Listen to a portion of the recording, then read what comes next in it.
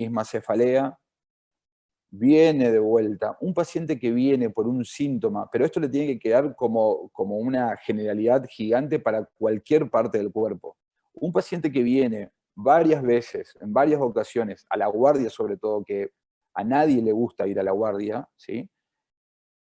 Tienen que dedicarle un tiempo más, por más que estén cansados, por más que sea su guardia número 15.000 en el mes, tienen que dedicarle un poquito de tiempo porque hay algo que el cuerpo está avisando, ¿se entiende? Entonces, una persona que viene con cefalea puede ser una simple migraña y bueno, nos quedamos todos tranquilos, ¿sí? Pero un paciente, no, yo no estoy diciendo que un paciente que venga con una cefalea le van a hacer una tomografía. Estoy diciendo un paciente que viene en reiteradas ocasiones, que esta cefalea puede tener características distintas desde el día que vino, porque puede ir aumentando. Muchas veces esa es la pregunta. Tenemos un gran número de mujeres que tienen migrañas, por ejemplo, que cómo nosotros detectamos muchas veces que algo está sucediendo porque en el interrogatorio la migraña ha cambiado en alguna característica, ¿sí? O en intensidad, o antes era solamente unilateral y ahora está recibiendo a nivel bifrontal, no sé. Alguna característica siempre cambia y esto es meritorio de una tomografía en este caso, ¿sí? Paciente que viene reiteradas veces por cefalea a una consulta, pídanle mínimamente una tomografía y que lo vea un especialista, ¿sí? Bueno, y una de las cosas que puede llegar a tener es la cefalea sentinela, es lo que le estoy diciendo, o algún tipo de sintomatología neurológica. Lo más visto, ¿sí?, es la cefalea sentinela. El paciente está con una cefalea, haces el interrogatorio y nunca tuvo cefalea en su vida. En el último tiempo está recontra estresado, que es lo que vemos todo el tiempo, todo el mundo está estresado y más en este último año, es lo que notamos nosotros que los pacientes han cambiado un montón en la evolución de su enfermedad. Entonces hay que ser muy riguroso con estos pacientes, ver detalle a detalle, porque obviamente puede tener algo de base y nosotros lo dejamos pasar por alto porque pensamos que está nervioso simplemente y se le revienta el aneurisma y puede generar una catástrofe, ¿sí? Estos son algunos de los factores. Como siempre vemos, la hipertensión es lo peor del mundo para todo, ¿sí? Las drogas, el tabaquismo, es todo lo que nosotros podemos llegar a modificar. Y después tenemos lo no modificable, que son lo genético, obviamente la edad y el sexo del paciente, que son como a grandes rasgos en esta patología.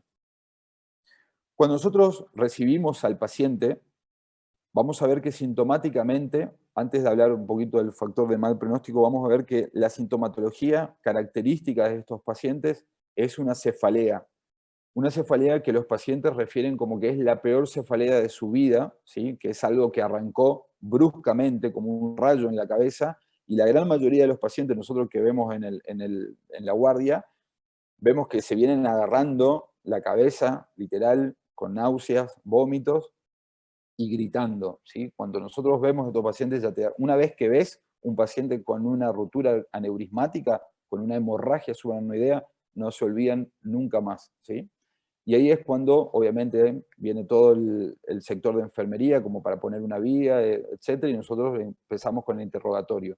Cuando nosotros vemos que el estado neurológico, o sea, que el paciente no puede responder absolutamente nada, eso es un factor de mal pronóstico porque claramente, fisiológicamente, el cerebro está sufriendo mucho y en pocos minutos o en pocas horas ha hecho un deterioro neurológico importante, ¿sí? Después vamos a hacerle la tomografía al paciente y cuando hacemos la tomografía nos podemos encontrar con distintas complicaciones como esta. Podemos ver hidrocefalia, podemos ver algunos signos indirectos de vasoespasmo, como vimos ayer en una de las diapos, ¿sí? Presencia del sangrado intraventricular, que siempre el sangrado intraventricular lo que va a generar es como un aumento de la morbimortalidad, y ni hablar si el paciente es añoso. Una vez que tenemos el diagnóstico imagenológico, nosotros lo que tenemos que tratar de hacer es ver qué es realmente lo que sangró, y ahí vamos a ver otros estudios que son recontra importantes. Esto es lo que tiene que quedar en claro, ¿sí? Es la cefalea, literal, todo el mundo refiere de la misma manera, es la peor cefalea de su vida.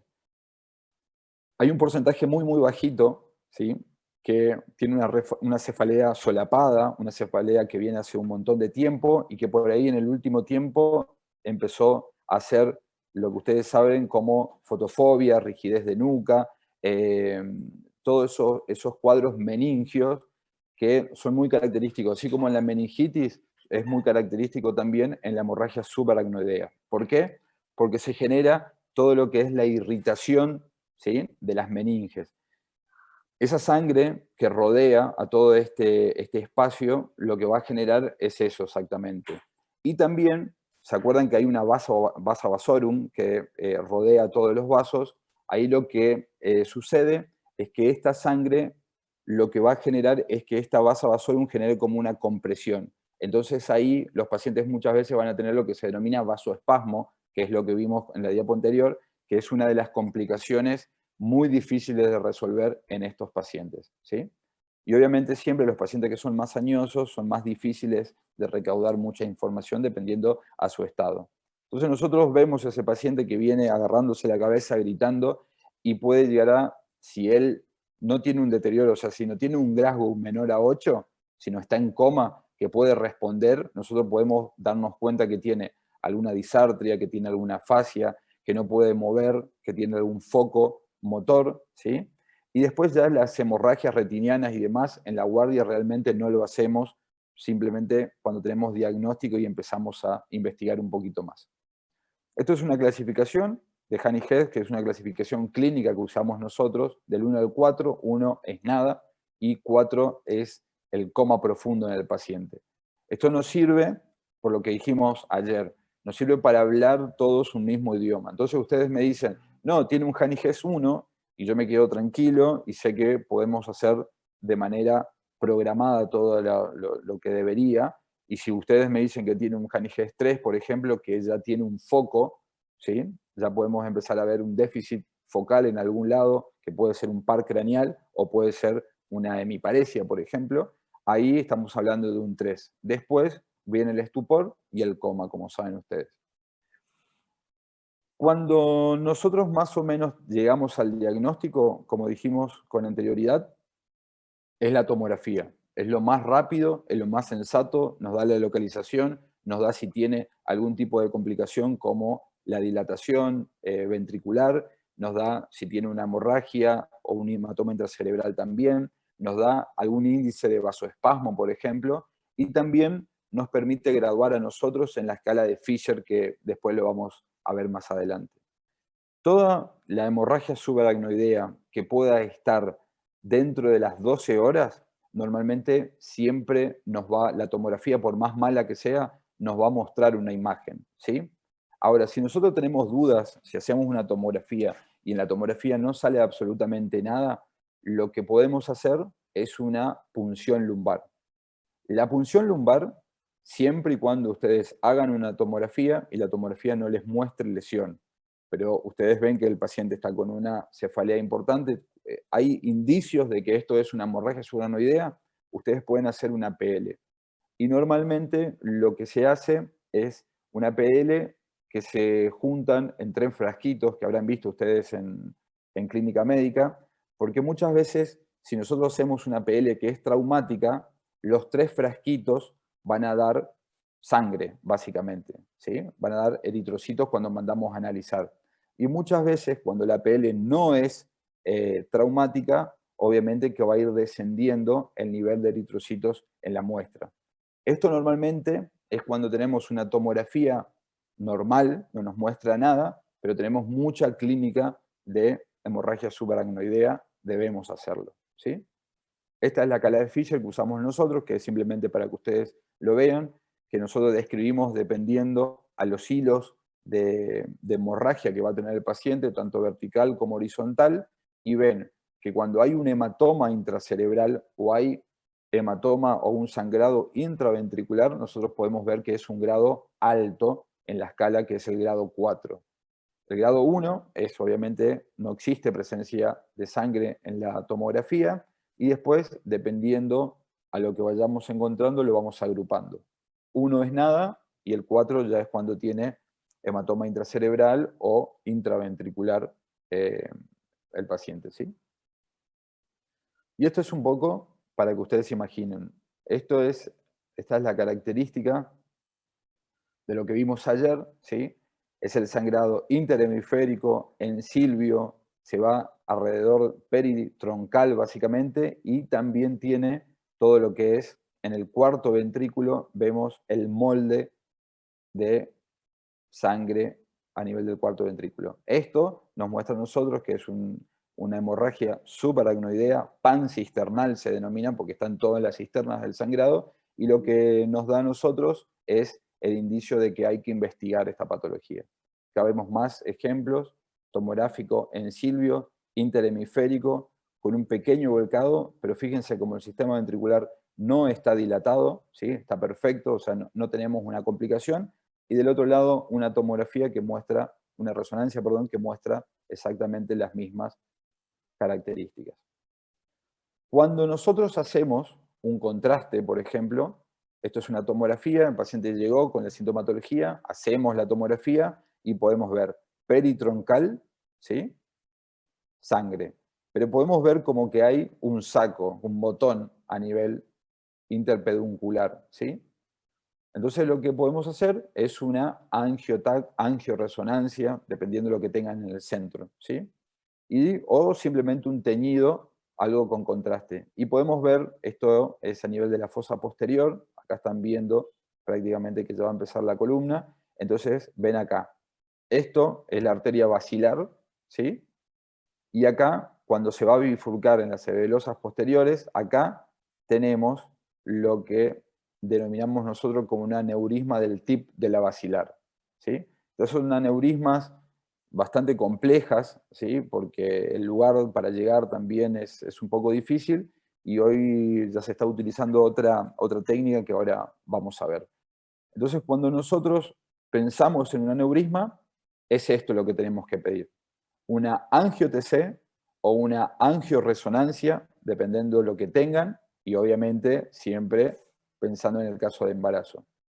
Pero el gold estándar para diagnosticar y para tratamiento de aneurismas es la angiografía convencional 3D, o angiografía convencional, está perfecto que lo digan. Este es el estudio, el gold standard, es lo que siempre todo paciente con aneurisma termina en este estudio.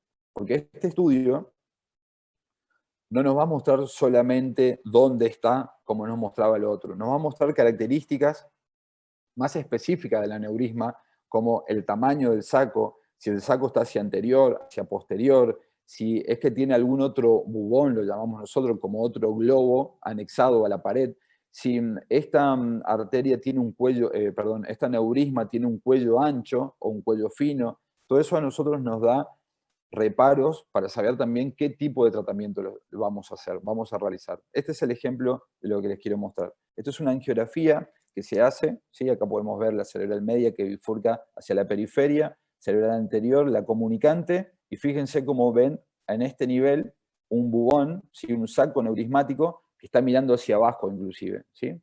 Entonces, lo que nosotros hacemos es poner un catéter, que el catéter va a través de la arteria femoral, ingresamos, pasamos todo, subclavia, etcétera, carótida, y llegamos hasta acá, hasta la comunicante anterior, hasta el saco neurismático.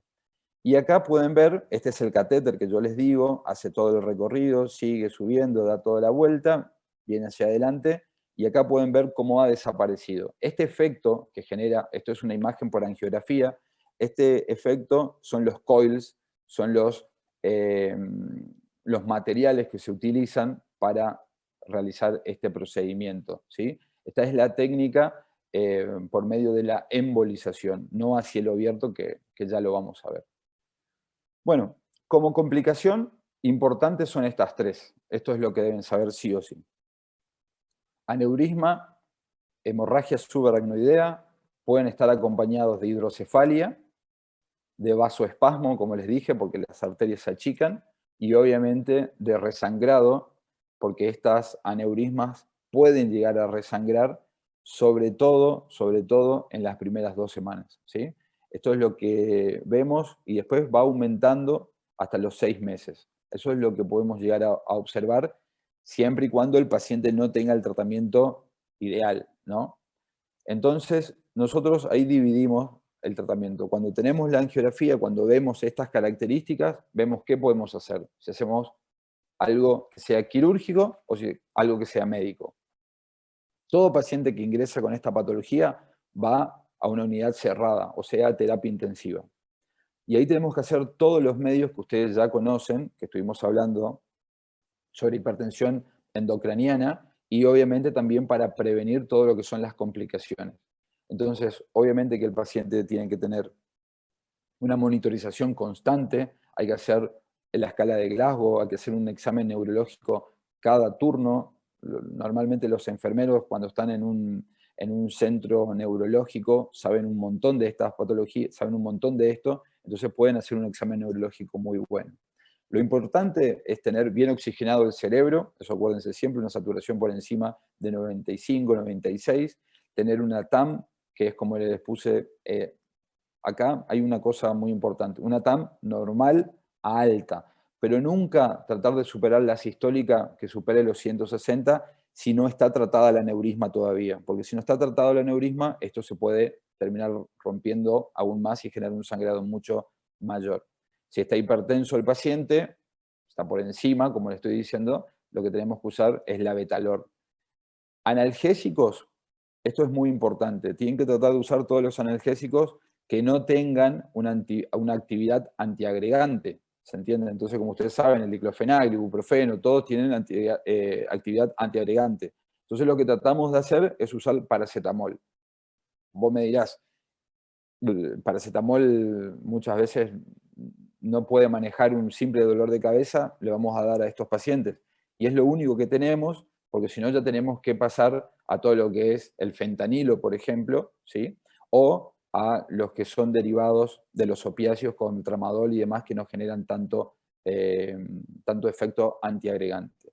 Después lo otro importante es todo lo gastrointestinal. Es tratar de que el paciente no tenga un aumento de la valsalva, ¿se entiende? Entonces tratamos de dar laxantes, tratamos de que todo esté en una coordinación absoluta como para que nada genere un aumento de la presión intracraneana. Y si vemos una de las complicaciones que es el vasoespasmo, que les dije que era justamente porque la vasa vasorum se generaba compresión, generaba, perdón, irritación de la arteria, y ahí la arteria generaba vasoespasmo, lo que utilizamos es esto, nimodipina, 60 miligramos cada 4 horas durante 21 días. ¿Por qué? Porque se ha visto que hasta el día 21 el paciente puede llegar a tener vasoespasmo. Bueno, seguimos.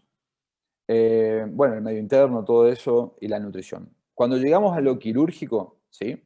Dijimos que hay dos formas de llegar a lo quirúrgico, dos tratamientos, perdón, quirúrgicos. Uno es este, que es el a cielo abierto, que es el tratamiento a través de clips, se llaman, que lo que hacemos es esto. Acá está el ejemplo que les dije. Bifurcación arterial genera el saco neurismático y fíjense que el cuello es pequeño, entonces al tener un cuello pequeño, lo que nosotros podemos hacer es insertar, ¿sí?, este clip y cierra el cuello y automáticamente este aneurisma sale de la circulación, porque si no la sangre viene y siempre pega, como les dije anteriormente, y genera un agrandamiento cada vez más hasta la rotura. Entonces si nosotros sacamos de la circulación este saco neurismático, podemos evitar esto. Muchas veces ya no encontramos con el aneurisma roto, igualmente sacamos de circulación para que no haya más extravasación de líquido. Esta es una cirugía, sinceramente, muy difícil, que cada vez lo hacen menos neurocirujanos, porque hay una nueva rama, ¿sí?, que es lo más tecnológico que hay, que es la embolización. Esta es una imagen microscópica, porque obviamente usamos microscopio para llegar a todas estas zonas, porque son este orificio que ustedes ven, acá está la bifurcación, este es el quiasma y la bifurcación del nervio óptico. Acá nosotros vemos, ¿sí?, que está a nivel de la bifurcación, hay un clip, ¿sí?, que está cerrando el cuello neurismático, que es este. Para obtener esta imagen, esto es un orificio muy, muy pequeño que obviamente está recontra magnificado con el microscopio. Es una cirugía, primero, que es cruenta, segundo, que cuando hay mucha hemorragia subaracnoidea hay mucho edema en el cerebro, entonces para poder correr los distintos lóbulos y poder ingresar hasta esos lugares es recontra difícil. Entonces, por eso hoy vez, cada vez más gente, perdón, usan este método, que es el de la embolización que le estaba explicando con anterioridad. La embolización es un cateterismo, así como lo hacen a nivel cardíaco, bueno, es algo parecido. Lo que hacemos es ingresar por la femoral, llegamos hasta la carótida, ¿sí? Por un sistema radiológico, obviamente, por eso es una sala de hemodinamia que no en muchos lugares hay, y lo que hacemos es ingresar por la carótida y ahí elegimos el camino al aneurisma a cerrar. Entonces nosotros llegamos al aneurisma con un catéter guía y a través del catéter guía pasamos esto, que son los coils, que llamamos, que son como pequeños filamentos, ¿sí? Que lo que van haciendo es envolviendo por dentro al saco neurismático. Una vez que nosotros imagenológicamente vemos que el saco neurismático está totalmente envuelto, con una termolesión que hacemos a nivel del catéter, a nivel externo, ¿sí? Se suelta eso, se suelta esto, y ahí sacamos el catéter guía y esto queda totalmente retirado de la circulación. Muchas veces lo que puede llegar a pasar es que según la técnica pueda quedar una parte de la pared aneurismática que no esté cerrada por completo, entonces el paciente puede volver a formar un aneurisma. Miren, esta es lo que yo les hablaba con anterioridad. A veces podemos tener un aneurisma que es muy ancho, ¿sí? El cuello es muy ancho. Entonces un clip no puede entrar. Pero si ponemos los filamentos, el coil que les dije con anterioridad, puede ser que salgan, ¿sí? Porque no hay nada que lo tape como embudo. Entonces por eso tenemos que utilizar esto que se llama Fluidiverter, que es como un stent, ¿sí?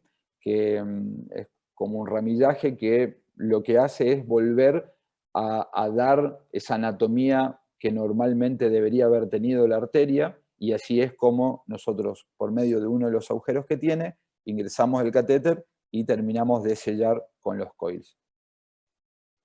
Esto que yo le estoy explicando, en 2 palabras, es algo recontra difícil de hacer, ¿sí? Lleva horas este tratamiento, pero bueno, se lo explico porque tampoco tenemos mucho tiempo para hablar, ¿sí? Bueno. Doctor, Sí, diga. ¿cuál es la posibilidad del tratamiento producir una ruptura del aneurisma? Hay Porque mucho. se está agregando un cuerpo extraño adentro del aneurisma. Sí, la verdad que ¿me escuchás? Sí, Ah, perdón. Hay mucho, o sea, la verdad que muchas veces cuando no hay buena técnica, por ahí la pared no está rota, ¿sí? Y nosotros podemos agregar con la presión que hacemos con ese catéter, ¿sí? Podemos agregar la ruptura de esto. ¿Se entiende? Entonces, eso es a veces bastante complejo. Normalmente esto no ocurre porque la gente que hace estos procedimientos está muy bien entrenada, ¿sí? Entonces, esto no ocurre, pero es verdad lo que decís, ¿sí? A veces puede pasar. gracias, Bueno, doctor. no, por favor.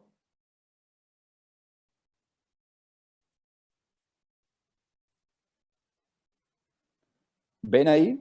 Perdón porque estuve toqueteando. ¿Ven la pantalla? Sí, ¿no? Sí, Ok. Bueno,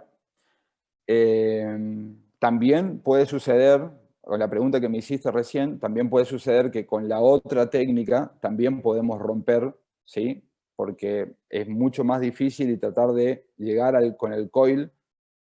El clipado neurismático es como cortar el cable rojo o verde en una bomba. Bueno, es exactamente igual, porque nosotros lo que tenemos que hacer es cortar la circulación previamente, por ejemplo, de la carótida izquierda, porque está justamente. Entonces lo que hacemos es disminuir el flujo sanguíneo y ahí es donde ponemos, ¿sí? Esto es algo realmente muy difícil de realizarlo por los lugares anatómicos que muchas veces está, y obviamente que muchas veces podemos romperlo romper el aneurisma, terminar de romperlo nosotros por completo, y obviamente que es un desastre porque, imagínate, yo te mostré una foto de la bifurcación del nervio óptico, imagínate un vaso muy, muy chiquitito sangra y parece un lago de sangre, ¿se entiende? Por la magnificación que tenemos. Imagínate si se rompe una arteria cerebral media, por ejemplo. O sea, se tapa por completo y realmente es algo que ojalá nunca me pase. Pero bueno. Seguimos. Hidrocefalia. Este es el último tema y es una de las complicaciones de lo anterior. La hidrocefalia, para que ustedes sepan, es el aumento de líquido cefalorraquídeo, obviamente, intracerebral, que va a estar asociado a la dilatación del sistema ventricular. Esto muchas veces lo vemos en niños, ¿sí? Pero también lo podemos ver en adultos porque puede llegar a ser progresivo en el tiempo. Para que ustedes sepan, vamos a ir un poquito más abajo para que entiendan algo. Prácticamente, bueno, no, está bien. Este aumento del líquido cefalorraquídeo se puede dar por estas tres causas, ¿sí? Puede haber una disminución de la absorción del líquido cefalorraquídeo, que normalmente se da todo esto por las vellosidades aracnoidales, ¿sí? Puede haber un stop en algún lugar, como vimos ayer. Entonces, como hay un stop, la circulación no puede bajar y se agranda, ¿sí? La producción de líquido es exactamente la misma, pero hay un stop en algún lugar, entonces el sistema ventricular que está por encima se agranda, hay una dilatación ventricular, ¿sí? O lo otro que puede llegar a pasar es que en el lugar donde se produzca mucho más, que eso a veces puede ser consecuencia de un tumor, por ejemplo, que es un carcinoma de plexo o algo, ¿sí? Nosotros entonces podemos ver que la formación de todo el líquido cefalorraquídeo va a estar dado por los plexos coroideos, por el epitelio coroideo más que nada, ¿sí? Los plexos coroideos, como están distribuidos en el tercer ventrículo, cuarto, etcétera, van a generar este líquido cefalorraquídeo sumado a todo el intersticio que va a pasar por medio de un filtrado, etcétera, que no va al caso, van a ser este líquido cefalorraquídeo. Este líquido cefalorraquídeo está asociado totalmente a los latidos cardíacos y nosotros podemos llegar a tener aproximadamente una producción de 450 a 500 mililitros día, ¿sí?, de líquido tanto en adultos como en niños. La secreción, como les dije, es pulsátil, ¿sí?, y depende siempre del latido cardíaco. Y la absorción de todo esto, ahora les voy a mostrar un dibujo para que ustedes entiendan un poquito más, y la absorción de todo esto va a estar dado por las vellosidades aracnoidales que están a nivel del seno longitudinal, ¿sí? Ahora les voy a mostrar. A ver. Bueno, a ver si tengo otro dibujo. Bueno, vamos a hacer esto. Lo que nosotros tenemos es, como les dije, los plexos están normalmente en el sistema ventricular o el intersticio por una filtración capilar, etcétera, lo que va a hacer es vertir el líquido. Acuérdense, 450, 500, que siempre tiene que ver con el latido cardíaco, es constante, pero siempre dependiendo del latido. Entonces lo que nosotros vamos a tener es la producción de líquido que va a pasar de todo el sistema ventricular, ¿sí?, al tercer ventrículo, del tercer ventrículo por el acueducto de Silvio al cuarto ventrículo. En el cuarto ventrículo, no sé si se van a acordar, pero anatómicamente hay tres agujeros, ¿sí?, está Delushka y Magendie. Esos agujeritos lo que van a hacer es van a permitir que el líquido vaya desde el cuarto ventrículo hasta las cisternas, ¿sí?, que se llaman cisternas del ángulo pontocerebeloso, y de ahí pasan al torrente sanguíneo. Es acá, ¿sí? Vienen al cuarto ventrículo, salen, y lo que van a hacer, el líquido cefalorraquídeo se va a distribuir, y las vellosidades aracnoidales que están en la vena, ¿sí?, longitudinal, en el seno, perdón, longitudinal, lo que van a hacer es absorber por diferencias de presiones, ¿sí? Cuando algo de esto falla, por ejemplo, las vellosidades aracnoidales, por una meningitis, por una hemorragia subaracnoidea que se llena de sangre, y eso lo que va a hacer es evitar que se pueda reabsorber de manera constante, lo que va a generar es una hidrocefalia de todo el sistema ventricular, ¿sí? Lo otro que podemos tener es un stop en alguna parte, entonces toda esa circulación que yo les dije con anterioridad no puede pasar, se cierra y se dilata todo lo que está por encima, ¿sí? Como vimos ayer, cuando algo se dilata, nosotros vimos ayer que los tumores, los hematomas, todo lo que hace es, empieza el líquido cefalorraquídeo a disminuir su cantidad, se empieza a ir para otro lado, por decirlo de una manera. Bueno, acá es de adentro hacia afuera, porque acá el líquido cefalorraquídeo está en el sistema ventricular del cerebelo. Entonces lo que nosotros podemos ver es que toda la parte del líquido empieza a tener una redistribución. En la médula, a nivel de la médula, hay alrededor de 150 mililitros aproximadamente, y cuando esto sucede, cuando se tiene que mandar líquido para otro lado, lo que hace es aumentar el líquido a nivel medular, ¿se entiende? Es un mecanismo que tiene el cerebro para...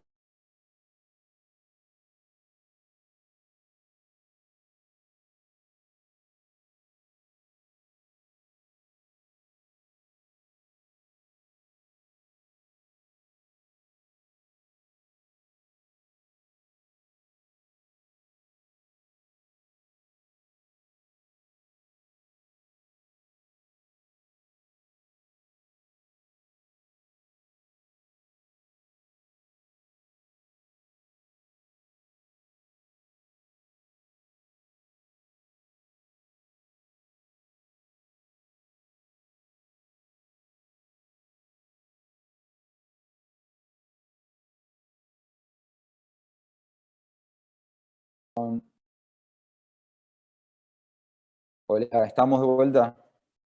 Sí. Mala mía.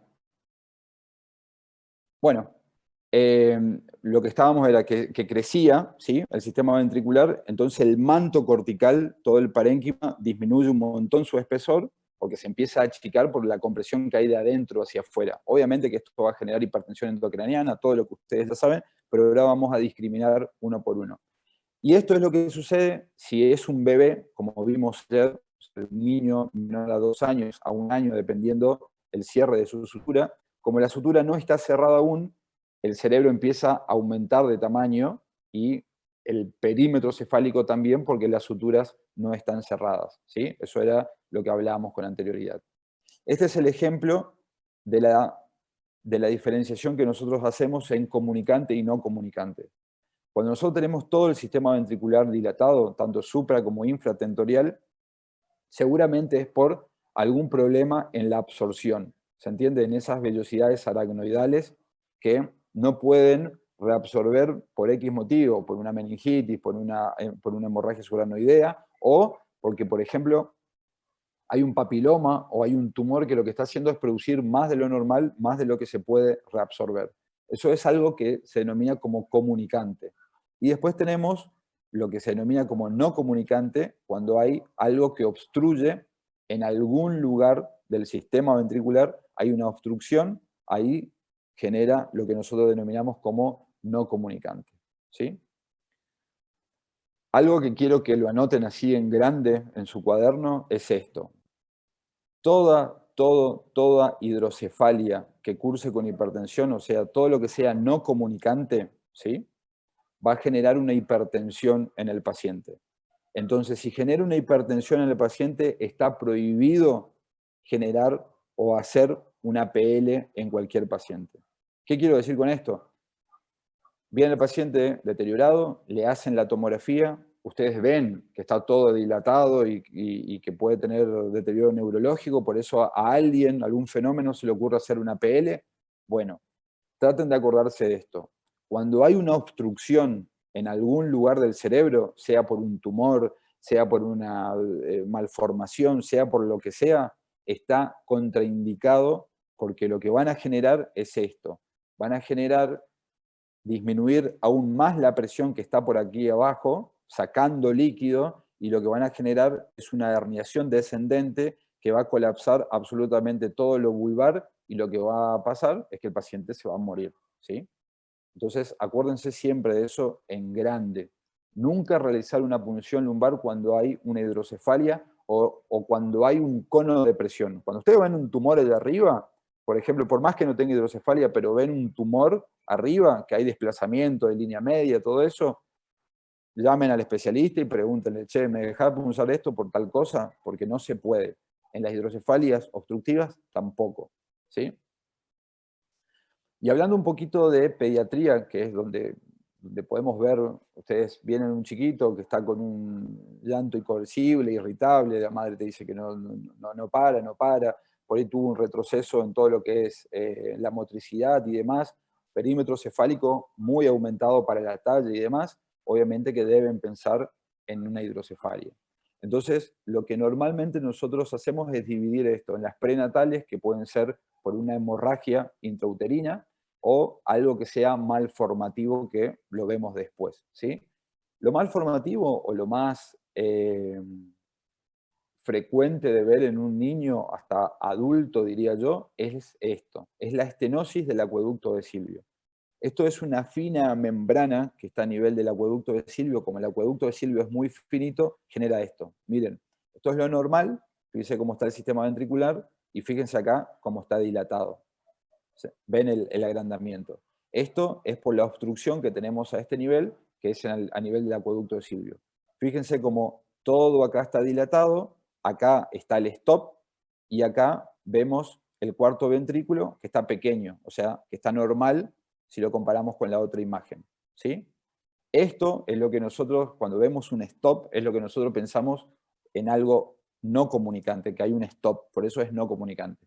Los pacientes no hay que punzarlo por nada del mundo.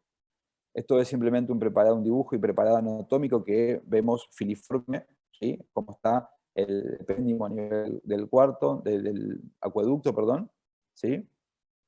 Este es el estudio que se hace por resonancia magnética, imagenológicamente se traza y se trata de ver la membranita a nivel del acueducto.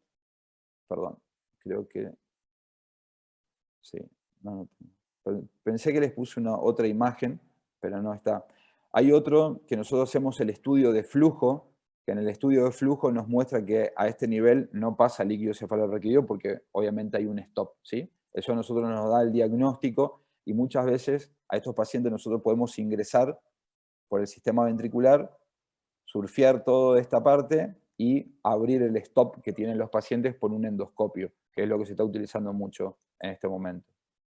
Después lo otro malformativo, para que sepan, no es algo que se los voy a preguntar porque no existe, esto es algo muy específico, es esta patología que se llama Dandy Walker, ¿sí?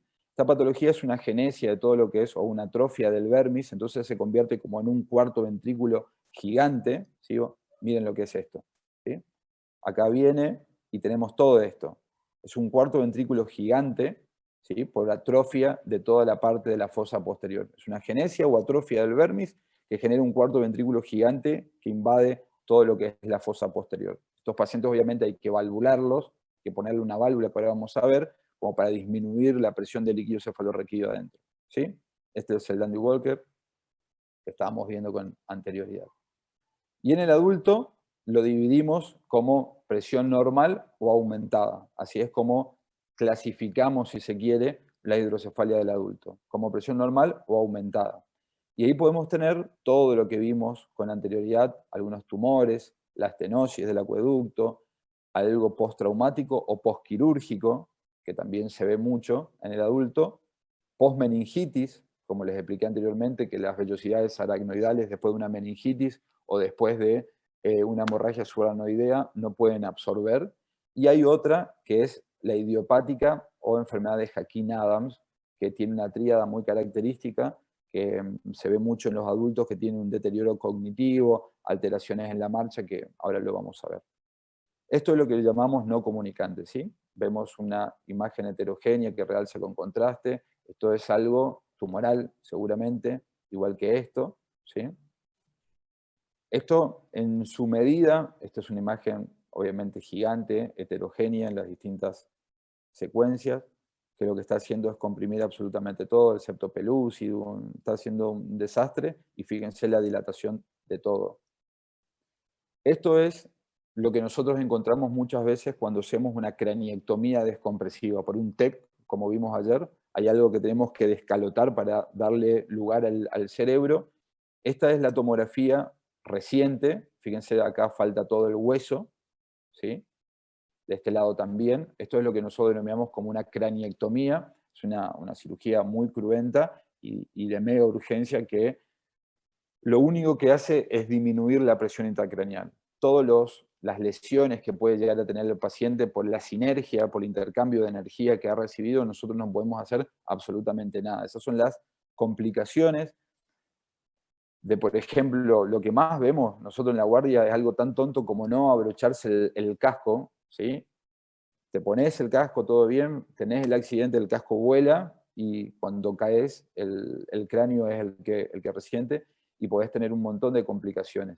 Y acá fíjense cómo el parénquima lo que hizo fue generar una herniación transcalvaria, es el nombre de lo que vimos ayer, que es cuando el parénquima sale por fuera de la norma, ¿sí?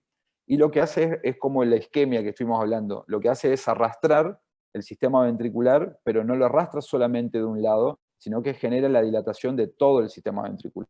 Estos pacientes, más allá de esto, después hay que ponerle una válvula, que ahora vamos a ver, porque obviamente que ha dilatado todo el sistema ventricular.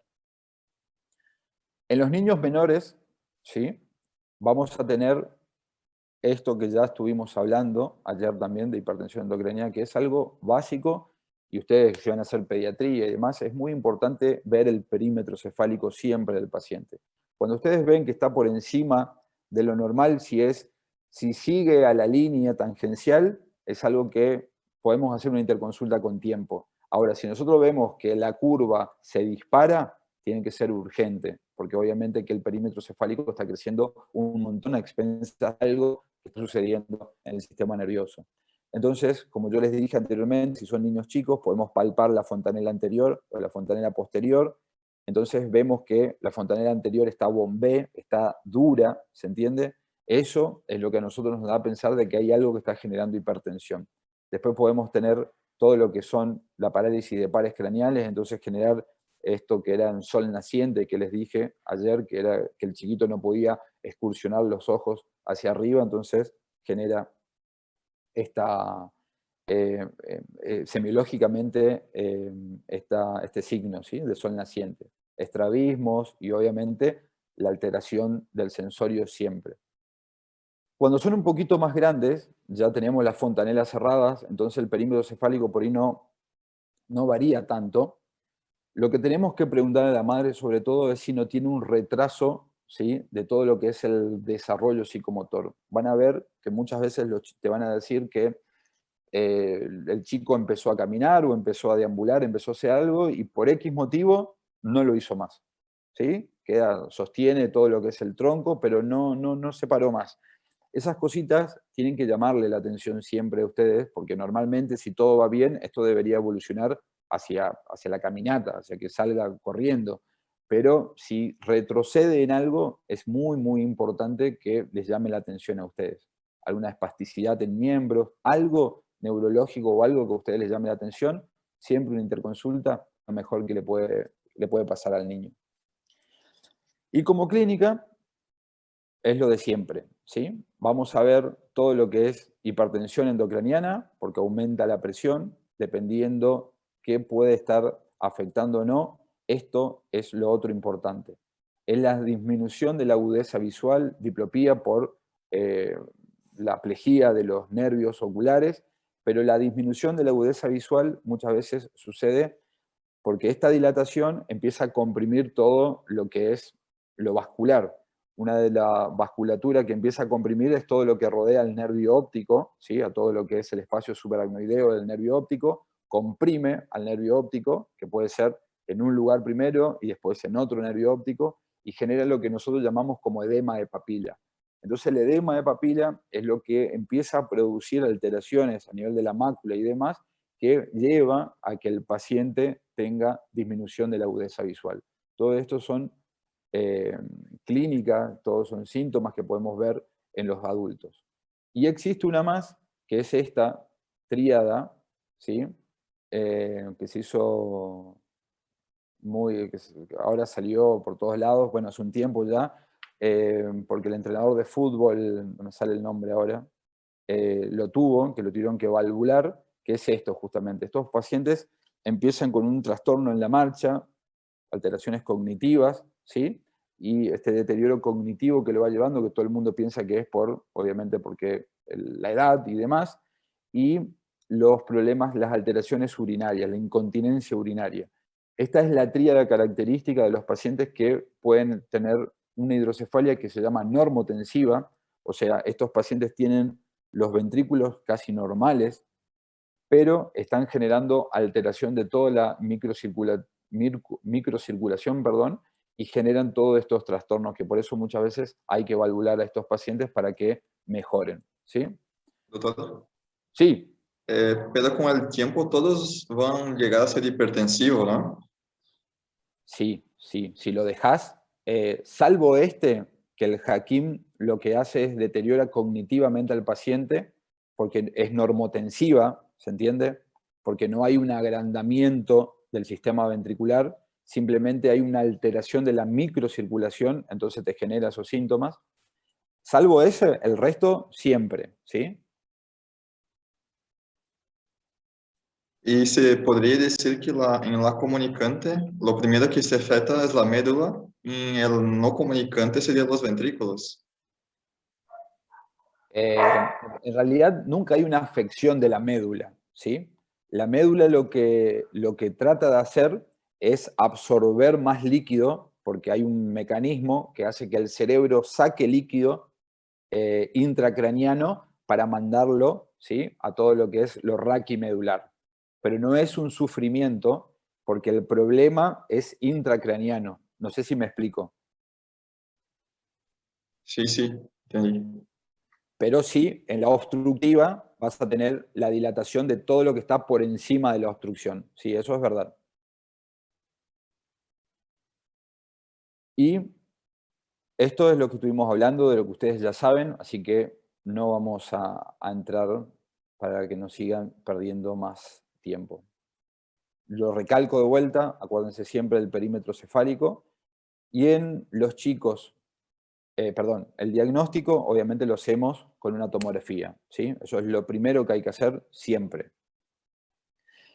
Hacemos la tomografía, podemos ver todas estas dilataciones, si hay un stop o no. Y si vemos un posible stop, lo que tenemos que tratar de hacer es ver por qué está ese stop, y ahí lo que muchas veces hacemos es un pedido de una resonancia magnética para ver de qué se trata ese stop, si es un tumor, si es una estenosis, cuál es la causa de todo esto, ¿sí? Cuando son niños y tienen la fontanela abierta, lo que se puede hacer es una ecografía transfontanelar. Obviamente que tenés que tener gente que esté preparada, que sepa del tema, para mostrarte esto, porque la ecografía es operador dependiente. Entonces, si tenés a alguien que nunca hizo una transfontanelar, lo más probable es que no te diga nada y que termines por hacer una tomografía. Y esto es más o menos lo que vemos, dilatación, para que tengan una idea nada más, ¿sí?, de la ecografía. Cuando hacemos la tomografía, nosotros utilizamos este índice que es el más importante, que es el índice de Evans. Nosotros lo que hacemos es trazar una línea, ¿sí?, entre ambos cuernos frontales y otra línea entre ambos parietales, ¿sí?, parietal interno. Esa relación, ¿sí?, muchas veces lo que hace es darnos un valor superior a 0,3. Si ese valor es superior a 0,3, nosotros estamos hablando de una hidrocefalia, porque muchas veces las hidrocefalias no son tan extremas como yo les estuve mostrando en las imágenes. A veces hay pequeñas sutilezas y el paciente tiene síntomas y lo revisamos, le mandamos al oftalmólogo, perdón, para que le haga el fondo de ojo, y etcétera, y hacemos el índice de Evans y nos da por encima. Y esta es una característica que podemos ver, esto es una resonancia magnética, pero podemos ver esto. Esto es un trasudado, ¿sí? Podemos ver la dilatación de los ventrículos y ver esta imagen que es un trasudado peripendimario que a nosotros nos está dando una idea de que esta hidrocefalia es aguda. Esto tenemos que actuar rápidamente, ¿sí? Esta es la imagen que les quería mostrar, ¿sí? Como vemos el stop acá del líquido cefalorraquídeo, este es el estudio cuando tenemos una estenosis. ¿Tratamiento para esto? Médico no hay nada. Lo único que existe es la acetazolamida que damos 250 cada 6, que lo que haría es disminuir la producción, ¿sí?, de líquido a nivel de los plexos coroideos, pero no hay mucho más que eso. Tarda mucho en hacer efecto, entonces si es agudo, normalmente tenemos que hacer algo quirúrgico. Si es agudo, no va a funcionar la acetazolamida, que es el tratamiento médico, y entonces tenemos que ver dónde, si hay un stop, podemos usar esto, que es la derivación externa, que es solamente transitoria, porque esto lo ponemos por 10 días, porque tenemos que hacer un agujerito, como se los dé ayer, y ese agujerito por ahí nosotros debemos ingresar para poder poner este catéter. A ver si tengo, acá está, ¿sí? Este agujero, que es el keyhole que tenemos nosotros como para poder ingresar, lo que nos permite a nosotros es anatómicamente ingresar hasta el ventrículo lateral, al asta frontal del ventrículo lateral normalmente. Cuando nosotros hacemos esto que están viendo acá, es como que tenemos que pasar por debajo de todo lo que es el cuero cabelludo para tener la exteriorización del catéter, y esto va conectado a un sistema, ¿sí? Un sistema sifón que va a una bolsa colectora. Esto normalmente nosotros ponemos a ese nivel, porque si ustedes ponen un catéter en un lugar que tiene mucha presión y dejan que esta bolsa caiga, lo que va a hacer es lo que dijimos anteriormente, es como hacerle una PL al paciente, ¿sí? El paciente se va a enclavar por diferencias de presión. Entonces, esto se llama DVE, derivación ventricular externa, es transitoria y se usa normalmente para todas las hidrocefalias que son obstructivas. Es esto lo que les digo. Este es el nivel que debe estar la bolsa, porque si ustedes bajan, ¿sí? Esto va a generar como un efecto sifón, va a atraer mucho más líquido y van a enclavar al paciente. Y esto es lo otro que se utiliza, que son las válvulas, ¿sí? Que esto sí es permanente, no es transitorio como lo otro. Esto es una válvula que se denomina ventrículo, porque va al ventrículo, peritoneal, porque va al peritoneo. En el medio hay una válvula que por diferencias de presión se abre o se cierra, entonces cuando aumenta, por X motivo aumenta mucho el líquido, la presión adentro del sistema ventricular, la válvula se abre, sale líquido, toda esta válvula va por debajo de la piel, sale ese líquido y termina en todo lo que es el abdomen, en el peritoneo, que como ustedes saben, el peritoneo reabsorbe los líquidos. Entonces, de esa manera es como funciona este sistema que es permanente, que se llama ventrículo peritoneal, ¿sí?